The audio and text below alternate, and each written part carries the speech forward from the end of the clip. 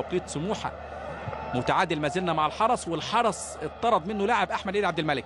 بيلعب ايضا ب10 لاعبين. النهارده مباراه الكروت الحمراء. يا سلام، وكأن الكلام مع هيثم فاروق.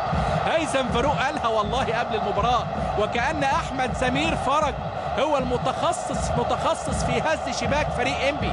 الموسم اللي فات احرز هدفين في مباراه، وهذا اللقاء يضع البطاقه الثانيه وكأنه من كوكب اخر.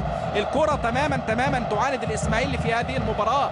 السيطرة الميدانية لإنبي، الأداء الأفضل صراحة من لفريق إنبي، ولكن هذا الرجل له رأي آخر النهاردة في هذا الحوار. أحمد سمير فرج في غفلة منا جميعا وفي غفلة من الجميع.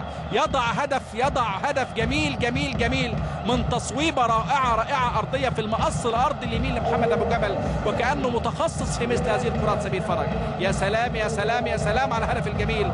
تصويبة بتذكرنا بأيام الزمن الجميل للنجوم الكبار، ولكن يا سلام عدى حلو قوي من اسلام عوض، واحد والثاني والثالث، ويضع بطاقة ثانية، يضع هدف ثاني ولا أجمل ولا أمتع، يضع به الإسماعيلي من جديد في